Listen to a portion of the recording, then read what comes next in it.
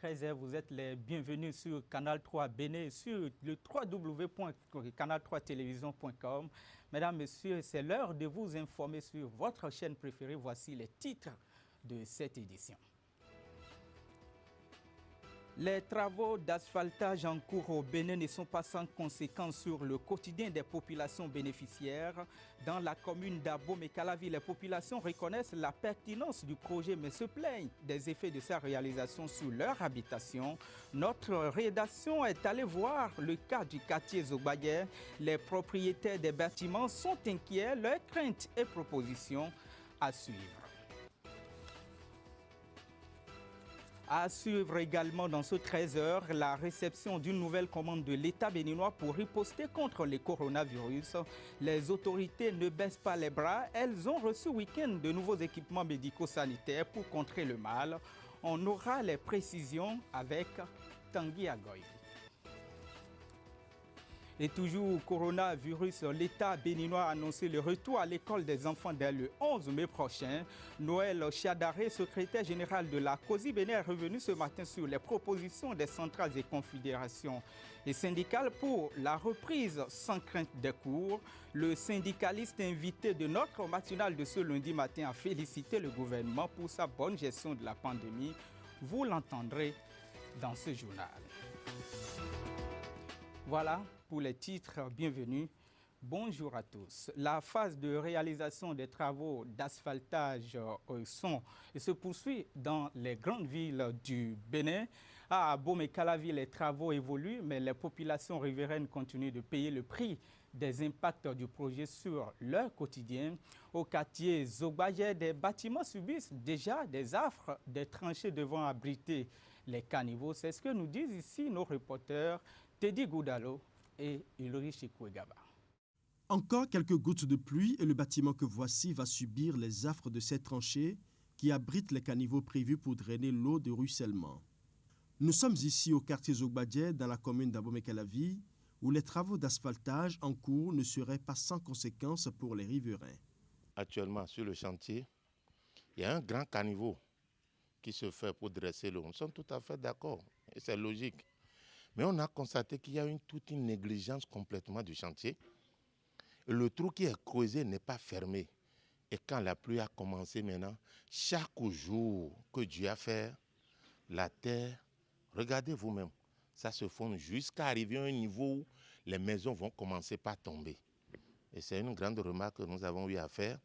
Pas de voie de contournement, c'est la croix et la bannière pour les habitants de la zone de rejoindre leurs différentes concessions. Selon les informations recueillies sur place, la situation perdure depuis plusieurs jours. Informé de la situation, ce jeune contrôleur interne de l'entreprise en charge des travaux, ne pouvant pas se prêter à nos questions sans l'autorisation de son supérieur, a tout de même reconnu la gravité de la situation. Il fait appel à l'un de ses collaborateurs pour que des dispositions soient prises pour corriger le problème. Mais regardez, vous-même, regardez, le caniveau c'est fini, il n'y a plus rien à faire.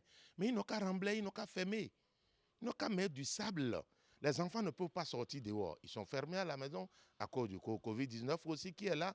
Sinon, quand les gens vont sortir, ils vont tomber dans le trou. D'accord, on est déjà en sécurité pour ça. Mais les maisons veulent tomber.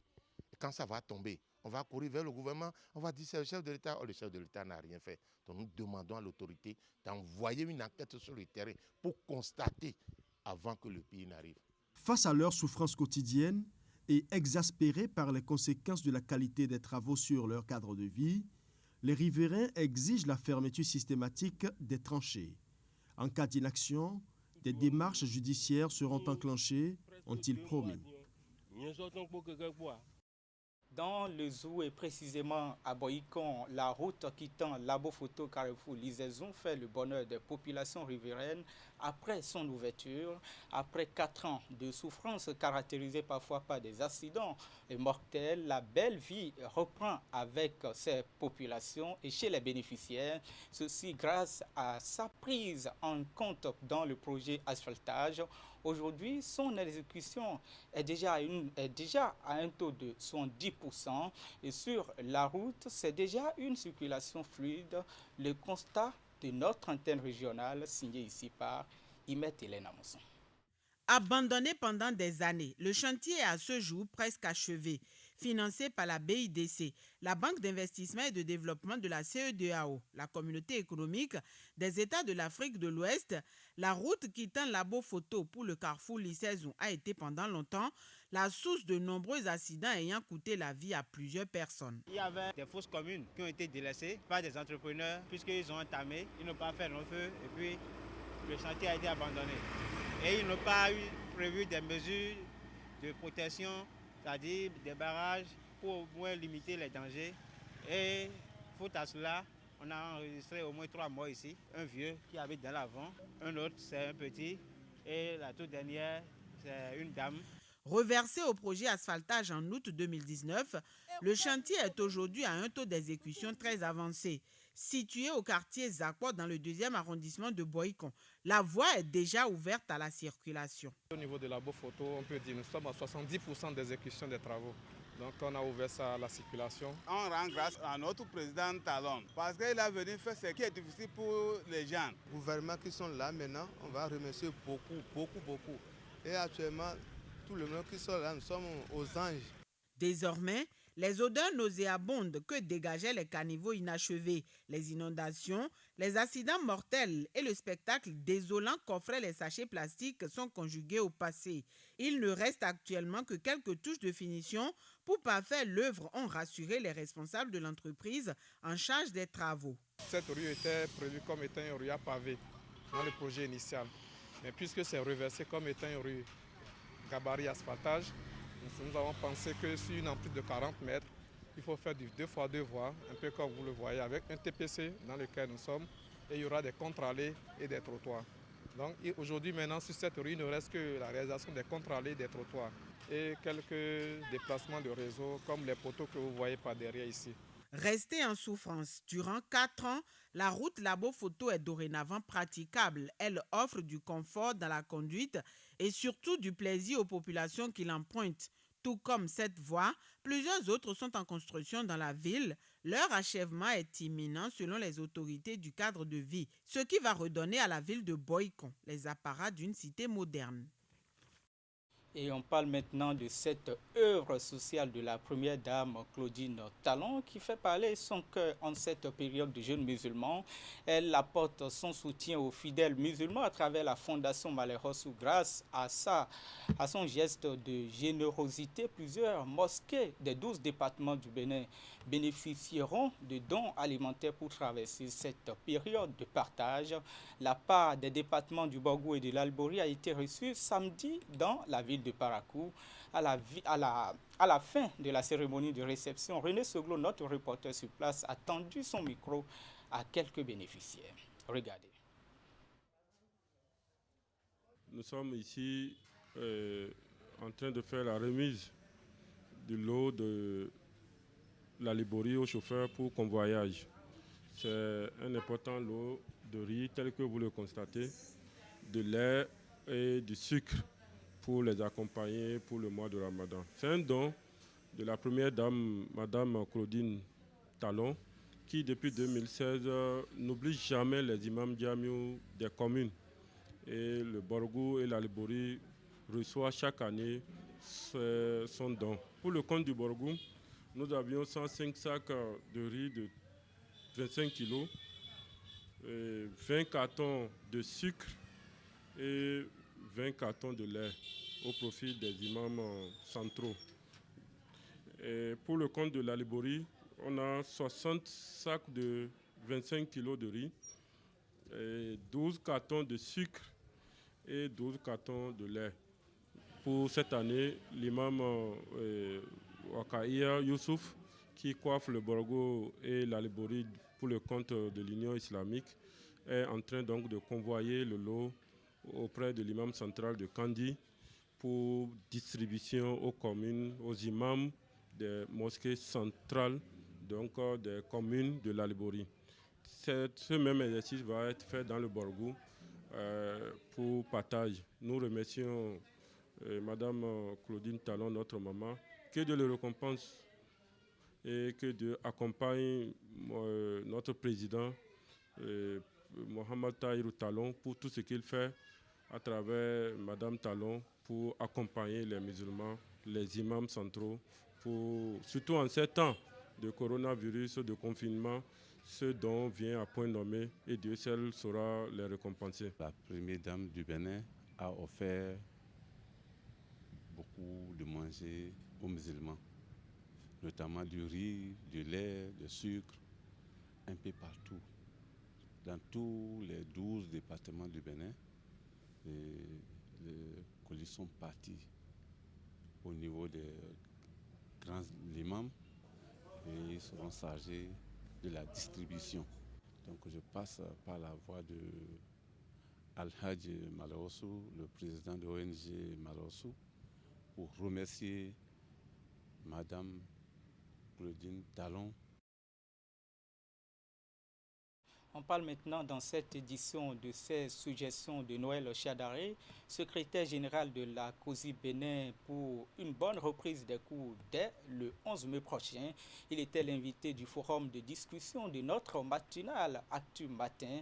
Le syndicaliste est revenu sur les propositions des centrales et confédérations syndicales pour une reprise des cours sans crainte dès le 11 mai prochain dans le contexte du coronavirus.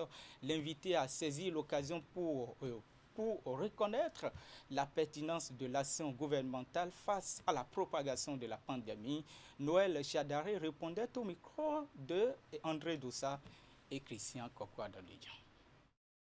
La reprise des cours, ça se présente un peu comme un challenge, un texte grandeur nature. Parce que si jamais tous les efforts qui ont été faits, si on ne fait pas attention et qu'on y va sans prendre les précautions, sans redoubler davantage d'efforts, c'est évident qu'on risque d'anéantir tous les efforts qui ont été faits jusque-là. C'est pour cela qu'il faut faire les choses avec une précision, on va dire, chirurgicale. Il faut faire les choses vraiment avec beaucoup d'attention, de précision. C'est pour cela que nous, à la COSI, nous avons réfléchi, nous avons fait des propositions. Des propositions qui sont un peu comme notre contribution à éviter d'avoir une situation qui empire au nombre de ces propositions. Nous avons souhaité que la rentrée se fasse par vagues successives. Par vagues. D'abord, les premiers à venir vont être les apprenants des classes des examens, le 11, pour mieux gérer, n'est-ce pas, les capacités d'accueil de nos établissements. Il ne faut faire venir le 11, ne faut venir que les classes d'examen du 11 au 22. Les enseignants des autres classes qui ne sont pas dans les classes d'examen vont être sollicités pour accompagner, pour renforcer, parce que dans les classes, on aura un élève par table. Il faut exploiter les autres salles, pour respecter la distanciation. Voilà, pour respecter ces distanciations. Et donc, les autres enseignants, les instituteurs, les autres enseignants, les autres professeurs, les instituteurs viendront accompagner ceux qui sont, n'est-ce pas, qui sont normalement dans les classes, les titulaires de ces des classes d'examen. Voilà. Et quand ils finissent cela, les 2 semaines, eh bien, il faut faire l'examen blanc en même temps. La dernière évaluation, de la semaine du 25 au 29. Quand ils finiront cela, ils retourneront à la maison avec des exercices naturellement. Des exercices parce qu'ils reviendront le 15, la semaine du 15 et juin. Oui. Alors, entre le 1er et le 12 juin, on fait venir les autres classes. Parce qu'il faut donner la chance aux autres apprenants de pouvoir, s'ils doivent échouer, qu'ils échouent, effectivement. Qui doivent redoubler, il faut qu'ils redoublent effectivement. Il ne faut pas sonner, n'est-ce pas, les faire battre sur le tapis vert. Il faut leur donner l'occasion de venir. Parce que le dernier semestre, les derniers devoirs, les dernières évaluations sont des évaluations où certains apprenants se réveillent. Pour se rattraper. Donc, il faut les faire venir uniquement, les classes intermédiaires. Ça, je suis très précis. Les faire venir uniquement pour composer.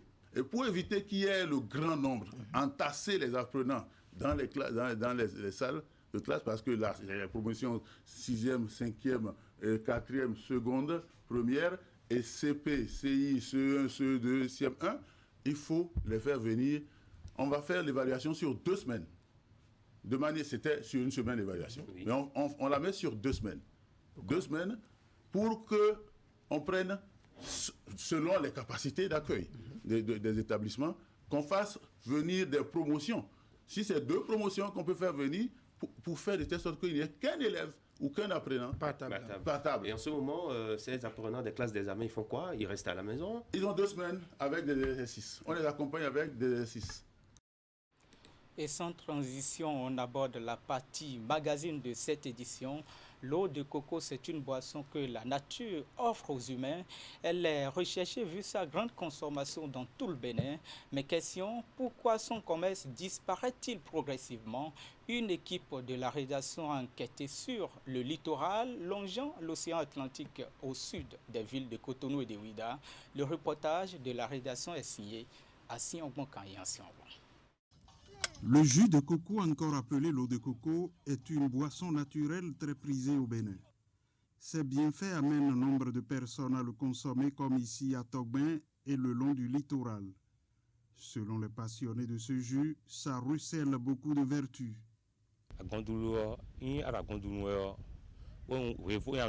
La consommation de l'eau de coco aide à combattre le paludisme et à diminuer ses effets. En la consommant, on se porte mieux. Et même quand un enfant fait de la fièvre et qu'on y ajoute du jus de citron pour lui en donner, il va mieux. Le jus de coco est donc bienfaisant pour le corps. Sa consommation n'est pas limitée. Certains, comme Augustin Kendoho, en font leur boisson quotidienne. Il faut consommer suffisamment l'équivalent de 6 noix de coco par jour. Cela évacue tout ce qu'on traîne comme déchets dans le corps. La vente de l'eau de coco diminue de jour en jour dans certaines régions du Bénin, particulièrement le long de l'océan Atlantique comme ici à Rio, à Vlekete, Togben. Nombre de personnes attribuent cela à la construction de la route des pêches.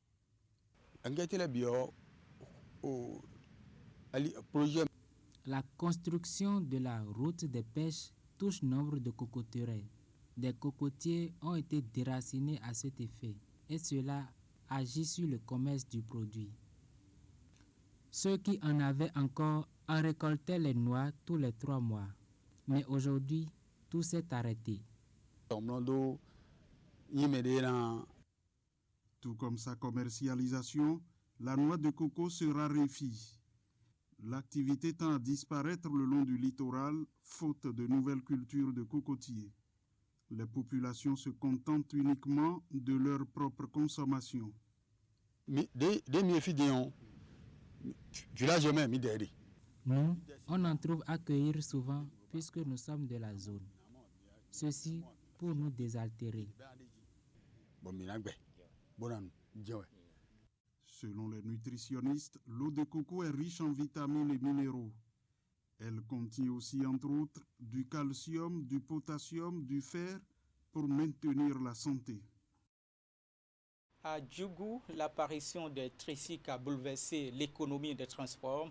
Les populations de la ville ont désormais adopté ces tricycles comme leur moyen de transport. Ceci au détriment des pousse-pousse, mais aussi des taxis aujourd'hui.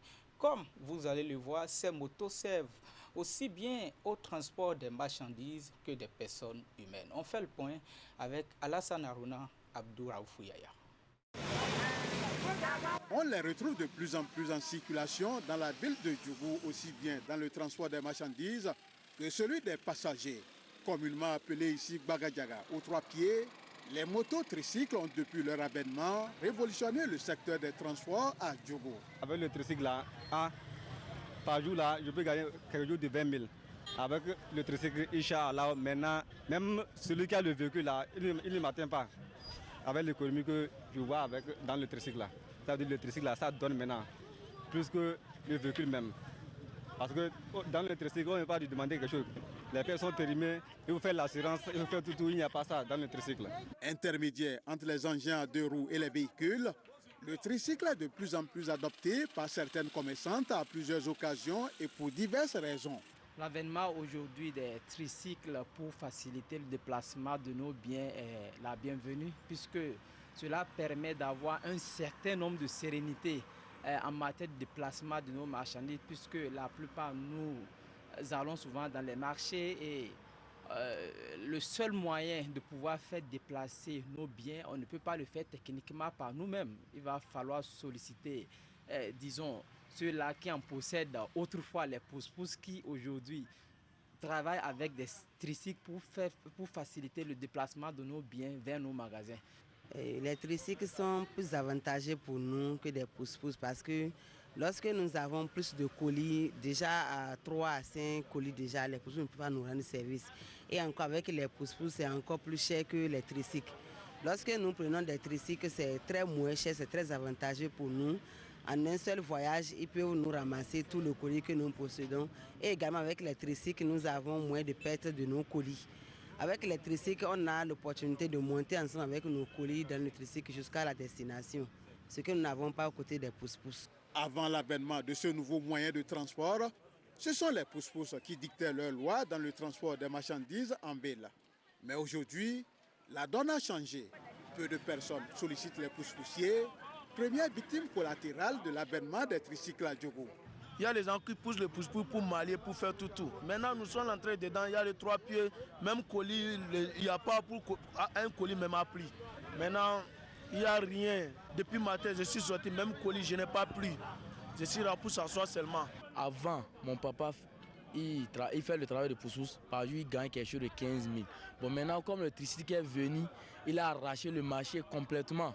On ne trouve même pas ce que l'homme va faire maintenant pour trouver 1000 francs dans pousse-pousse. C'est difficilement, on arrive à trouver les 1000 francs. Autrefois pourvoyeur d'argent pour leurs conducteurs, aujourd'hui le pousse-pousse n'est plus rentable à cause des tricycles. Ne sachant plus à quel sens se vouer, certains pousse-poussiers se sont reconvertis dans d'autres métiers, d'autres par contre ont quitté la ville pour une aventure incertaine. Même moi, j'ai parti en aventure en Algérie pour aller travailler là-bas, ça ne marche pas. On prend nous pour le fourrer pour retourner au pays. Zouka maintenant, voilà, avec mes amis, on ne trouve pas le travail. Si tu n'as pas de moyens pour acheter Kwajaga, si tu ne trouves pas l'argent, c'est très difficile pour nous. On ne sait pas comment on va faire. On a des prêts de famille. On ne sait pas comment on va faire pour gagner la vie. Au-delà du transport des marchandises qui est frappé de plein fouet par l'avènement du tricycle, celui des passagers l'est également. Très sollicité dans le transport interurbain des passagers et même des marchandises, les mototricycles ont supplanté aujourd'hui les taxis interurbains au grand désarroi de leurs conducteurs qui ne savent plus à quel sens se vouer. Ils sont contre nous, quoi. Les tricycles et les cars et autres, ils prennent les passagers. Or qu'avant, nous prenons les passagers pour manger. Maintenant, on ne trouve plus les passagers. C'est ça qui fait qu'on prend les bagages. Nous sommes à la place des pousse-pousse maintenant. Parce que même si tu sors, tu gardes ton véhicule du matin jusqu'au soir, tu ne peux trouver au moins aucun passager. Et après, on va dire qu'il y a un bagage que tu peux amener à tel endroit pour trouver quelque chose à manger. C'est ça qui nous amène à prendre les bagages. Effectivement, c'est nous qui amenons les bonnes dames au marché. Et avec l'avènement maintenant, on a constaté que c'est les tricycles qui prennent nos passagers maintenant. Parce que les tricycles sont faits pour prendre les bagages et non les passagers. Maintenant, nous-mêmes, les taximans, c'est difficilement que nous arrivons à trouver les passagers. Parce que comme les tricycles ont mélangé le pédale dans notre secteur, vraiment, on a beaucoup de souffrance pour gagner les passagers. Quand ils voient les tricycles, en même temps, elles s'arrangent pour aller rentrer dans les tricycles parce que les tricycles et les autres les prennent moins cher. Il est plus qu'une évidence que l'avènement des tricycles a révolutionné le secteur des transports dans la cité des Pétoni Nioraya-Takora.